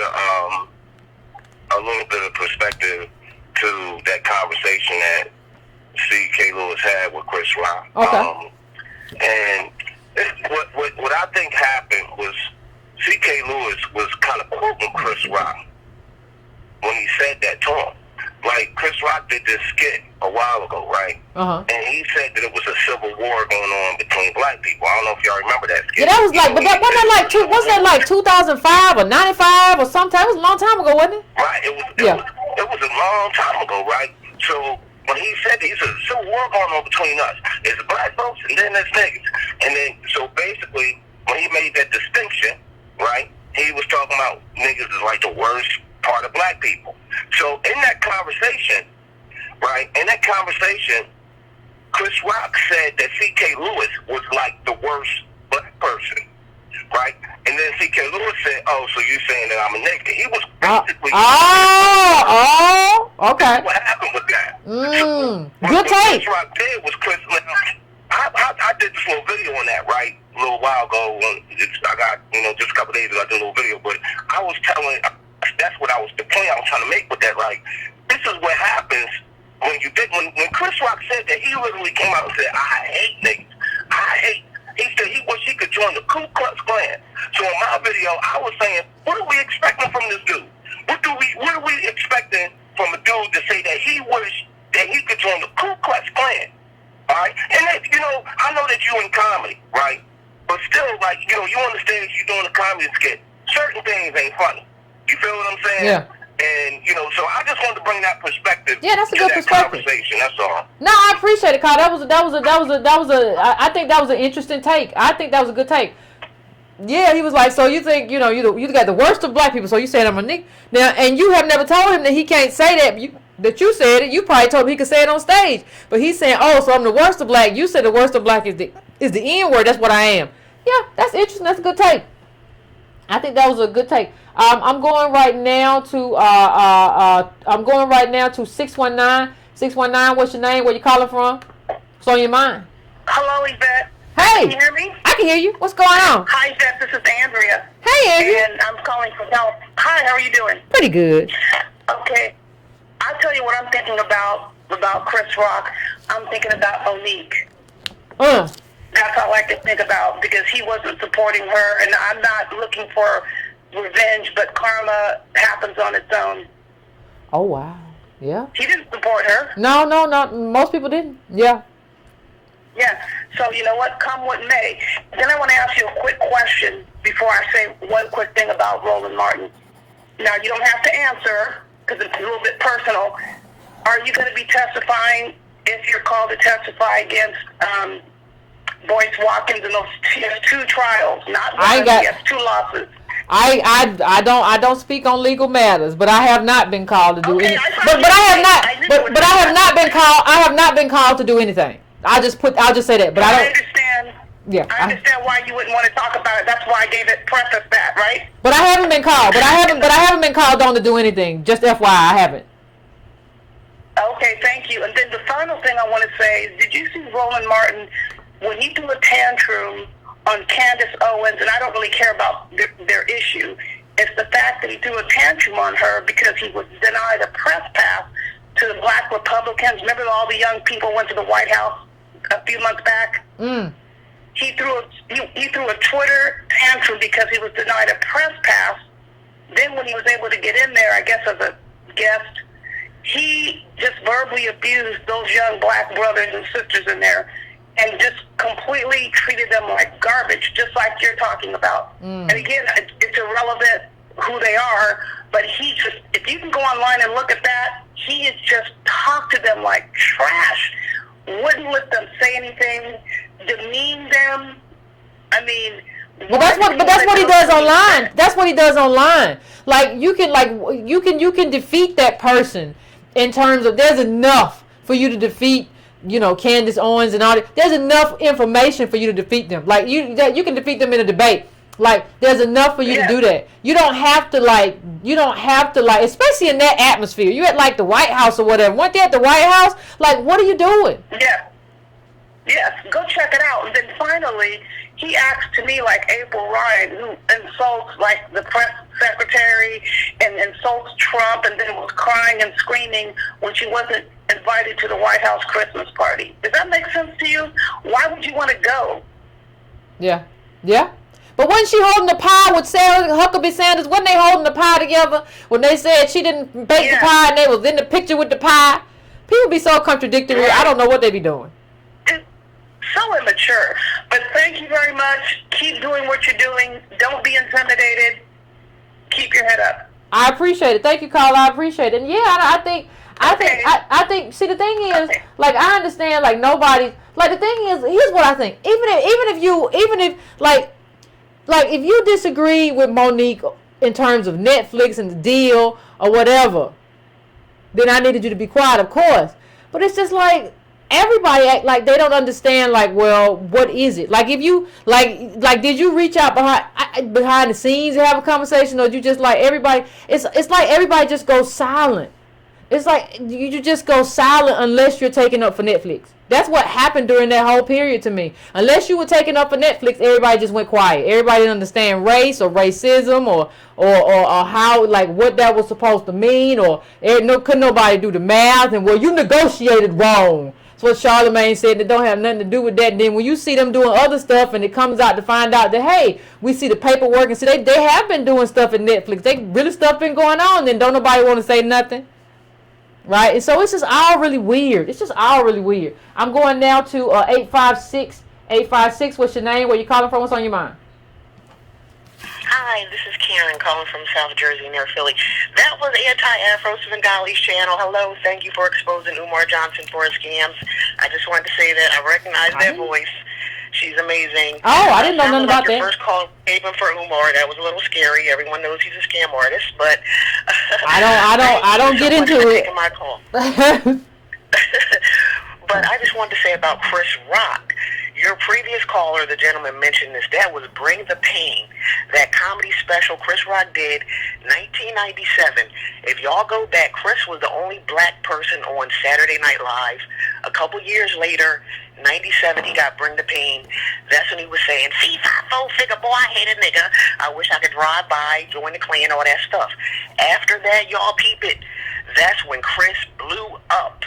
White folks love to hear black people talking shit about other black people. Come on now, go back. Then he got Lethal Weapon. What was that? Lethal Weapon 4? 1998, right after he did Bring the Pain. Chris Rock said he got bussed out as a child into white neighborhoods. So you hit the nail on the head when Yvette, when you said he feels like he got to acclimate make them feel comfortable. That's exactly, he got bussed out as a kid. He was the only black person. And I can relate living in the suburbs. You know, I was the only token a lot of times, being in my career, a travel agent. Typically, I'm the only black person. So, but I refused. You know, they say, oh, girlfriend. I'm like, wait a minute, don't talk to me like that. Don't you say girlfriend to other, don't. Yeah, don't relate to me through that. To make them comfortable. But I just wanted to say that about Chris. So Chris has been like that. He's always had white friends. When everybody hates Chris, his little friend was white. He feels more comfortable around white people. He has to sell his soul, act stupid, say dumb stuff, and he looks stupid saying that mess to them white folks. My parents taught me, I say nigga around us. You don't say that word around white folks because that makes them think they can say it. Well, I just think once you. Thank you, Carl. I appreciate it. But I just think once you get a few $1 million, I don't know how much money do people need. Like, a good question is, how much money does it take to make you free? Like, at what point do you be just like, I stopped saying that. And when during Bring the Pain, I would have said that's what it made you, but I don't use that word. Like, but I don't think you should use that word. Like, he said, Chris Rock said he stopped using because it was played or whatever. But I would be like, well, that's not a word for you. Like. And how much money does it take for you to be able to be like that? Yeah, that's not it. Or have y'all been doing this all the time behind the scenes? And it goes back to, doesn't that go back to like the Dave Chappelle argument? That you remember Dave Chappelle had this whole argument about this whole comedy sketch about he used to go over to his little white friend's house and we all laughed, but I don't think we really thought about. I don't think when we laughed we thought about how many of us used to go over to our white friend's house. Because I didn't have one. And I don't think we really understood what that meant in terms of who he was. Right? So what we do is like we don't really understand how people are situated and whether they're situated in a way that and I'm not saying, well, you said people can't have white friends as kids. I'm just saying that that's not representative of what is a very segregated America. So like if that was your life, that is not representative of the segregated America that we live in. We're not talking about good, bad, or indifferent. We're talking about what is representative and what is not. And I think we don't understand, like like the life. Even when Dave Chappelle did all the skits with like I was riding in the car with my white friend, we was getting high. It was all these. I was with the white friend. I was with the white, and it was. I don't think we ever realized like, Dave, where the black friends at? There's a lot of joke about the white friends. Where the black friends at? We don't. I don't think we really. That doesn't make him not a great comedian. But it's just like, I think we just assume that everybody is the same as us. I think we assume that everybody comes from the same kind of communities. Everybody comes from a low-income black community or a ghetto black community, and we just assume that. And when people say they come from D.C., we be like, oh, they're from the hood. We don't be like, no. There are other parts of D.C. Let's have a real conversation about where you come from. Right? Like, I come from a lower middle class community with 2 factory workers. I would never be like, yeah, I come from SWATs. No. It's not, but it's not the same. It's still not the same. So I think we have to be very careful about making distinctions. And then talking about, like, when we try to understand which group is representative of most American DOS people. Going right now to hold on a second. Going right now to 757. What's your name? Where you calling from? What's on your mind? Merry Christmas. Merry Christmas. Yvette. Otis. I have me on hold standing outside the operating room. I want to get in there and clean. Operating room, you all right? Dr. Alexander Hamilton. Uh-huh. Sure. I'm with them 100%. I believe in total free speech. I think I told you I sit on the ground of the missile silo as a young man on the taxpayer's dollar. And I had a black commander, a white deputy commander, and a white boy that first thing he told me when he was stuck underground with me is he'd never seen a black person live in person except an insurance man that wandered off the road in West Virginia up in the hills, and when he came to the Air Force in induction. So here's my thing. I grew up in the South, I tell you, right here in Yorktown, Virginia. I don't care about white boys using the word nigger because I would rather you be authentic and I know exactly what I'm dealing with. Because the only thing, I'm like Hamilton, as long as you don't touch my person or touch my finance, me and you can walk around respectful in this beautiful country called America. Because I would rather know exactly what you are and where you are. Because then you can't get me in no trap. Every time you come out your mouth, I know exactly where you stand. It is the hidden liberal, the one that won't use it into your face, but will walk away and sit at his kitchen table and educate the next generation on why you are a nigger. I would much rather know where you stand. And I'm with Alexander on that. But I want to touch on something else, too. Okay. Because, we got some running themes. That running from blackness is a mental exercise. We both know that it's futile. You can't get away from it. But I wish I'd been able to get with you because I would have named your show Soliloquy and Running from Blackness and Jigaboos.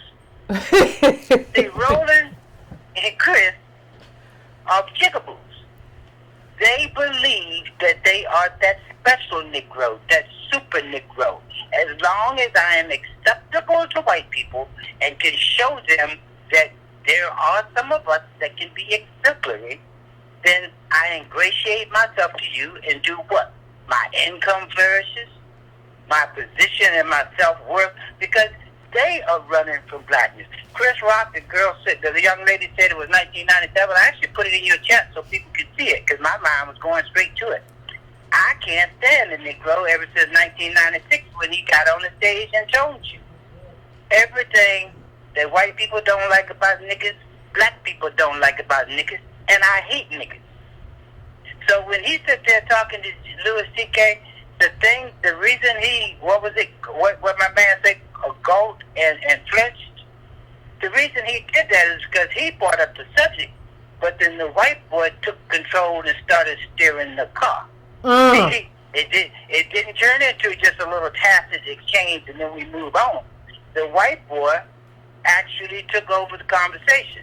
Now, you talked about all the negative stuff CK does. Yeah, That's exactly what Chris was telling him. You that nigger. You ain't black. You that nigger, the one that none of us like. Black folks don't like it. White folks don't like it. But what I tell you about Chris, he thinks he's not that nigger. Same thing with your boy Roly Poly. Soliloquy. That's the next word, a polysyllabic word. We're going to get back on that theme. The act of speaking one's thoughts aloud when by oneself or regardless of the hearers, especially by a character in a play. Roland Martin can't interview nobody, and I don't know why you being nice talking about he had an interview. An interview is when you do what? Set a person up, frame a question, and then you listen to their response. When have you ever heard Roland do that? He ain't do it on CNN. He didn't do it on News One, and he ain't never done it on that Bring the Funk. He interrogates people. He tries to tell you how many facts he got. As a matter of fact, the Negro, I'm going to tell my age now, he's antiquated. The first thing I ever saw, the Sony recording tape. That's all he is. Is it live or is it Memorex? He comes to something, and rather than be able to exchange thought and ideas with someone, he rattles off all the shit he prepared prior to the show. He ain't there to hear nothing you got to say. As a matter of fact, I tell you, he's a lot like that guy Rock Newman that I tell you about. People who love the sound of their own voice. Now, I'm going to tell you, Alexander was hitting the nail on the head when he told you about that racist when he came back and talked to him. I've had similar experiences. I told you, sitting on the ground, I had a commander tell me what I needed to do. And I tell you, black people that are authentically black, they understand integration. Integration means you can be authentically who you are and still navigate this world as a free person. Assimilation is what Chris Rock and Roland Martin are doing. They're trying to appease the white mind to get some sense of self. You can't get nowhere in this world doing that. They're the worst kind of people. When you talk about exchanging with him, how are you going to exchange anybody that thinks they know everything?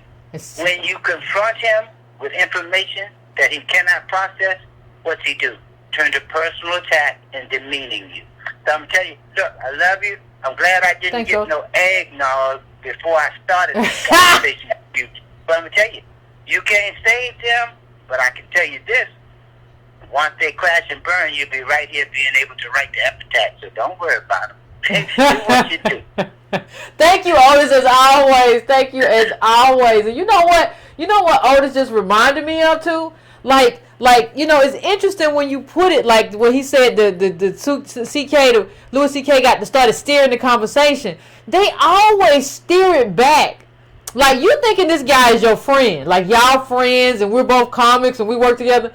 No, he's steering it back to something he knows makes you uncomfortable. He knows you said, like, I don't do that joke no more. Black people versus the N-word. I don't do that no more. But he's going to steer it right back to something that he know, like, is going to needle you and get your grade. Like, if that's what happened, like, it just goes to, like, yeah, you open the door for him to, like, to needle you and then something to be used to come back and bite you years and years later.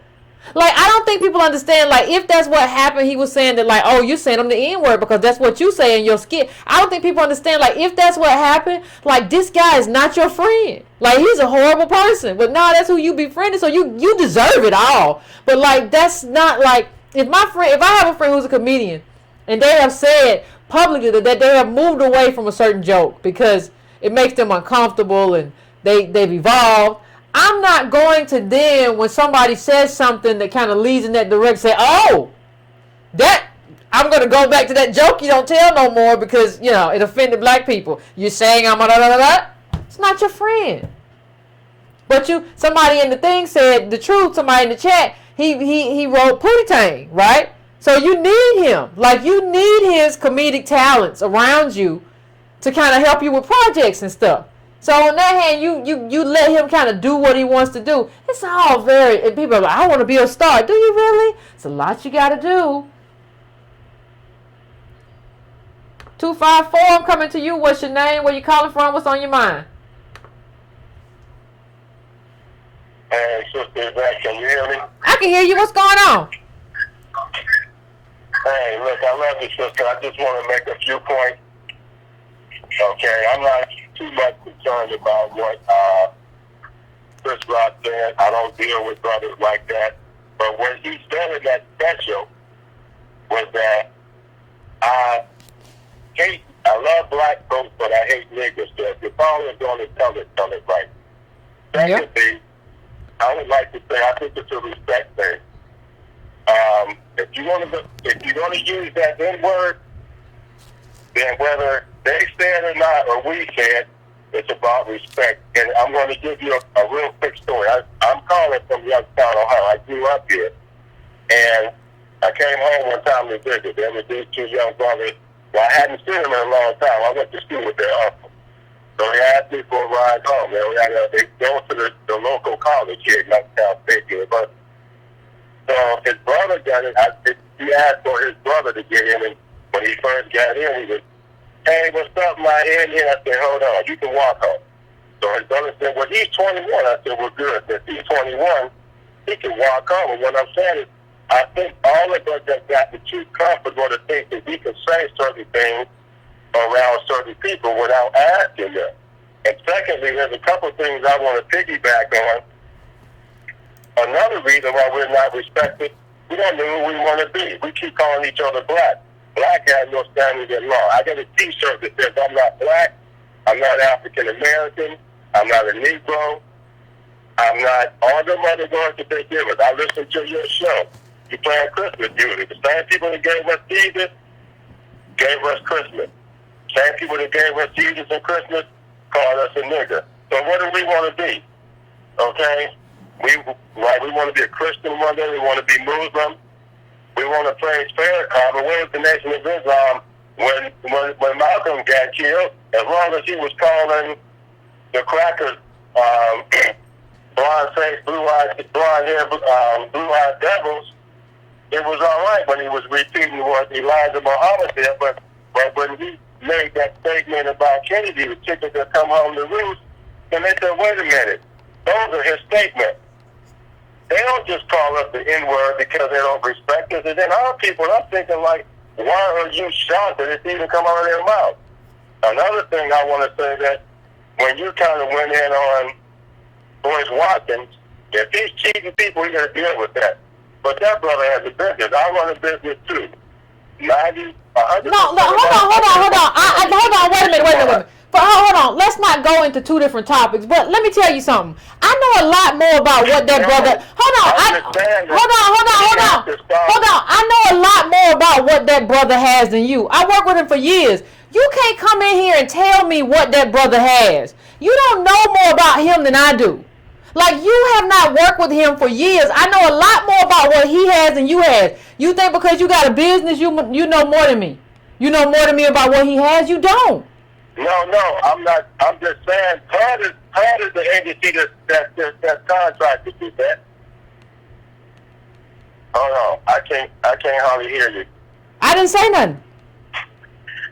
Oh, okay. But what I'm saying is, do you know that even and the only reason I say that is because we say things to each other. Okay, we say things to each other. Pat is the company that contracted, even the passport agency. Those are contractors. But what I'm saying is, the passport agency don't have employees. The passport agency don't have employees. They ain't got no employees. Yeah, but I'm saying, you need to turn down your background, then you can hear me talk as opposed to like hear the feedback through your computer or whatever.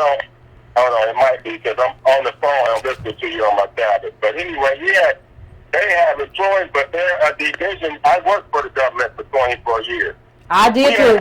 People that were taught, but I'm not going to get on that. All I'm saying is that I think we need to respect each other more. And for those of us that call ourselves black or whatever you want to call yourself, I think that we should call those others. And then you got to realize, most of the people that's in that mainstream media, whether they're athletes, whether they're comedians, politicians, whoever, the majority of them don't have you in their best interest because they out there trying to make money. Why would we spend $1.3 trillion to this economy? Okay. Yeah, that's not true. I appreciate you calling in, but it's the whole $1.3 trillion buying number is just not a true number. So we got to move beyond that. I'll let you go for a long time because I didn't want nobody to say I cut you off. But yeah, like even when you talk about some of us want to be Christians and some of us want to be Muslims, like you just insulted like the two of the biggest religions because what? Like, I mean, we're going to talk about, Denmark Vesey on Thursday, but like, do you know that the revolt, the rebellion was planned like at a church? Like, you have to stop this idea. I'm not saying the same church where Dylan Roof massacred a group of American DOS people. It was that church. I don't even know if, when you think about that, was that a coincidence? Like, so this idea, I'm not telling anybody to be a Christian. I'm not telling anybody to be a Muslim. I'm not telling anybody to be anything. But I'm telling you that religion in this country and religion in terms of American DOS is very complicated. Religion isn't just one thing. Christianity isn't just oppressive and was handed to you by the white man, nor is Islam or whatever, or handed to you, or that was just Arabics or whatever.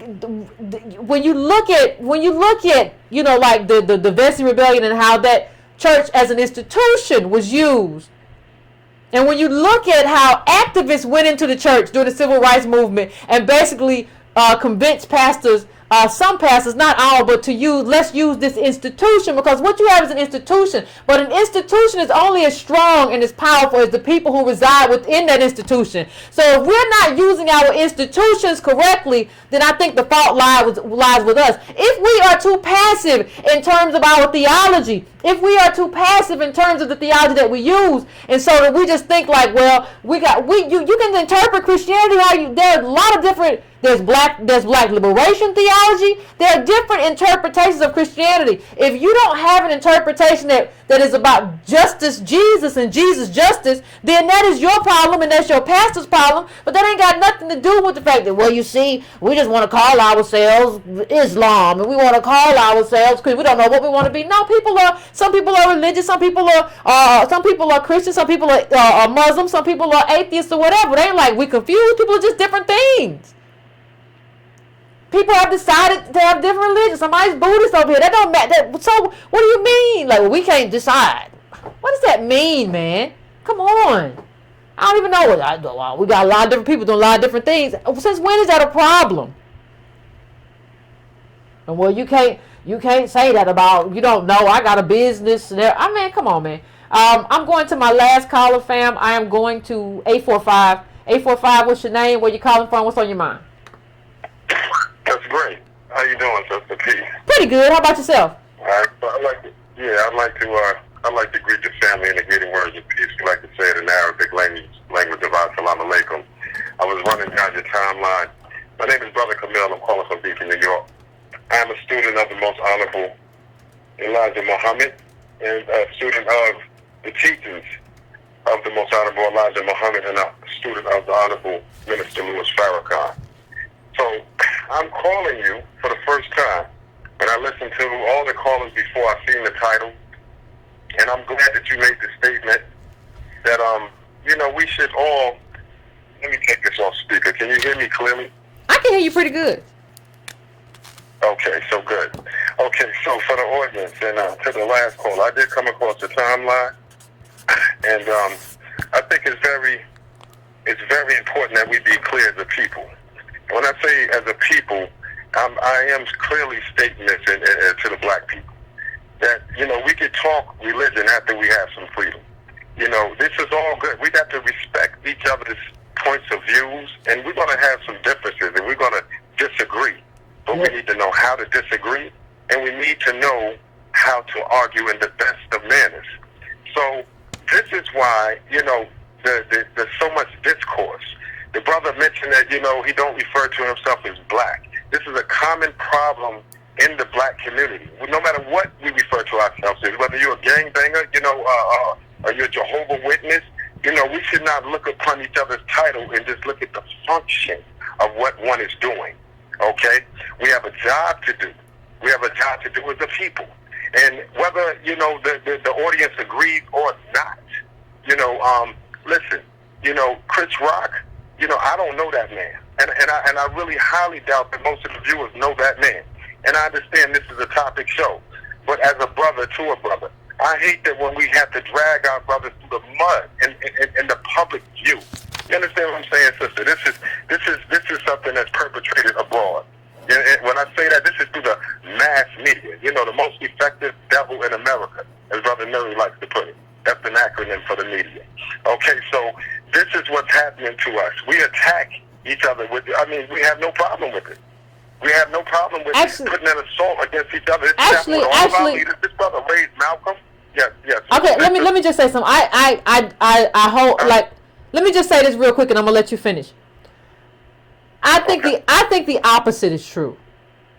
I think what normally happens is that we don't call out con people and people who are wrong and who are detrimental. Recently, now this is a new phenomenon because y'all got to remember that Malcolm X one time called Martin Luther King Uncle Tom. Okay, so let's not act like that we ain't had disagreement. We've had vehement disagreements. But what I'm saying to you is that we have gotten into this mode that like we have to just not say anything for fear of embarrassing each other or putting our business on the street. You don't see Rush Limbaugh calls white Democrats, his fellow white people, they're Democrats, everything but a child of God. They go to fight over ideas, over everything, in a way that I don't even fight. Yeah. You have to be willing to have public disagreements. And the thing is, I rarely call somebody a fraud. But when I do it, and I have something to back it up. I think we have to be willing, because if nobody says it, then everybody thinks it's the truth. Everybody thinks this person or this entity is on the up and up. You have to have that in the community. And let me just say the truth. I don't think white people are paying any attention to what we're saying. They are not concerned. They are not concerned with what is going on in our communities or whatever. But I think we have to have these debates. We have to have these disagreements, because that's how you got to get everybody on the same page. Because you can't have people running around here doing stuff that's not in the interest of the community, and ain't nobody talking about it. Okay. Understood. Okay, so can I? All right, and I heard you very clear. Can I continue just a little bit here? Go ahead. And I won't be long, but I'll try to be strong.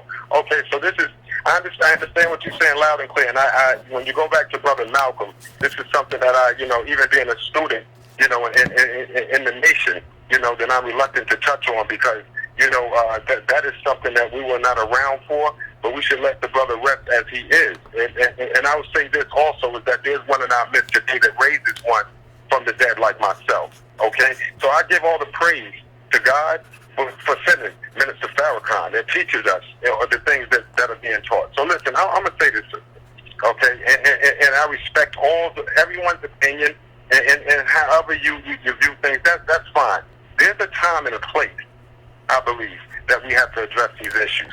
Brother Chris Rock actually had started this, he gave it's a non-for-profit styling works. He did it for the women that was getting off of welfare, for them going to get jobs. He would do their hair for free. Him and his wife, Malika Compton, ex-wife, did that. So he has contributed. He's also has been picked on as a child, with racism. He was abstracted from the schools in Brooklyn due to racism. He's called out racial profiling.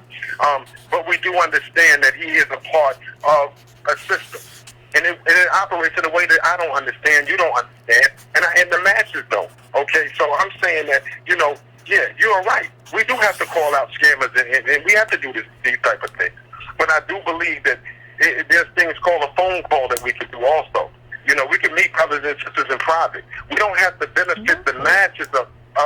The enemy is looking. Believe me, if you're getting views, you're being watched. You're being watched, not only by black audiences, because when your numbers grow, believe me, the enemy is watching you. Okay? And what's he gonna say? What's the enemy gonna say? What's the enemy gonna say? The enemy gonna say Yvette criticized Chris Rock. Is that a big deal? Like, let me just say this. I said early on. No, it's not. It's not. It's just the format. The callers that coming through to you, they are not. I don't know how these callers are. Listen, these callers are not dangerous. Y'all gotta stop being so paranoid. Like, these callers are not dangerous. The criticism of Chris Rock has been very tepid. Like, most of the people on this line have not even thrown Chris Rock away. This idea that we cannot criticize each other because, oh my God, white people might be looking. Like, no. Like, what are they gonna get? What are they gonna get? We're not giving no kind of plans. We're just saying that, like, this was a problem, and let's put this problem on Front Street. Let's dissect this. What does this mean about celebrities and black celebrities? What does it mean about their role? What does it mean about Chris Rock or other people doing this? Did they have a conversation? How can we understand race and social engineering? All that has to happen. I don't have a room to put 5,000 people in, and even if I did, somebody could still bug us. Like, this is not secret information. This is a learning environment. Yes. I hear you, sir. I hear you. Well, I appreciate you calling in, caller, but it's time for me to. It's time about that time. It's about that time. I mean, for me, let me just address this idea that there's a time and a place. There's not. I can't call Chris Rock. And part of the thing that happens to me in terms of like the reason I believe that people get so out of line in terms of us is because nobody's gonna bring any heat. Like, I really feel like that Roland Martin thing was just him trying to get an interview. Like, y'all say it too. Like, you'll be like, well, if I'm going to do a friendly interview or talk about this, maybe I'll think about Roland. I think that was kind of a wink and a nod. I think, we talk about, well, let Malcolm rest in peace. No, like, he was an important figure. I don't take everything from him because everything is timing. And so some of his solutions don't work today. I get that. But what I say is that Malcolm understood that Martin needed him too. Right? Like, you gonna do this conciliatory thing, but like there has to be a threat of this fire over here, right? Everything has to exist together at the same time. It can't just be everything be Martin, everything be Malcolm, everything be, you have to have all of this stuff, and people don't know, well, I gotta talk to Martin because Malcolm them they about to pop off. We done had riots everywhere. It's been I gotta talk to Martin because who knows what Malcolm, like, you have to have several different entities. This idea that the black community only functions if we get in the room, make a phone call, don't tell nobody that you're talking about Chris Rock or whatever. No, we have a right to criticize people and have that criticism on social media or wherever. I never threw Chris Rock away. I said that like 2-3 times. Like, but you have to apply a critical lens to people. You cannot just go around following people and be in this kind of fan of this person. You can be a fan of somebody's work, but say, listen, this is a problem, and this looks like a problem that shows me that something else is wrong. However you want to do it, but this idea that like we don't get to criticize or apply. This is what happened with Obama. Everybody was like, well, we can't criticize Yvette in the first term. You be quiet. He gonna hook us up, and nothing happened. Because nobody said anything. Well, we can't do that in public. All those racists is after him, Yvette. We can't say nothing. What do we get? Like, what I'm telling you is that we've been doing this for a minute this way. We ain't always did it this way. We've been doing this for a minute where we don't criticize each other. We don't say nothing. And somebody just runs away with the whole bag of money. And we get sitting there like, well, I thought I was going to get hooked up in the second term. We have to, when stuff don't work, you got to start looking at different ways to do it. Because what you've been doing ain't been working. So that's just all I have to say about that. And I just want to thank everybody. I appreciate it. We're going to have another conversation. Don't forget, on Thursday, hold on. Don't forget that on Thursday, 9:30 p.m. Eastern Standard Time, we're going to discuss this very, very, very short book about Denmark Vesey and the rebellion that he planned over a number of years. What happened, how it was thwarted, who was trusted, who was not trusted. Is it real? What happened? Was it confabulated? All kinds of questions linger, and we are going to have a discussion on that. We're going to have a discussion on our history, and just how we kind of think we need Wakanda when we have enough. We have more than enough right here. So thank you, Breaking Brown family. I appreciate it. If I didn't get to you, we're going to get to you. We're going to get to you next time. Happy holidays. Happy Christmas. Whatever you do. Is it Kwanzaa time? Whatever you're doing. Enjoy yourself. Be at peace with yourself. And don't let nobody disturb your peace. Because your peace is really all you have. So please like, please subscribe. Please hit that bell for me. That ding. Please hit that bell so you get notified when I come on. And I appreciate it. Please share it if you can. And I will see you next time, Breaking Brown fam. Thank you.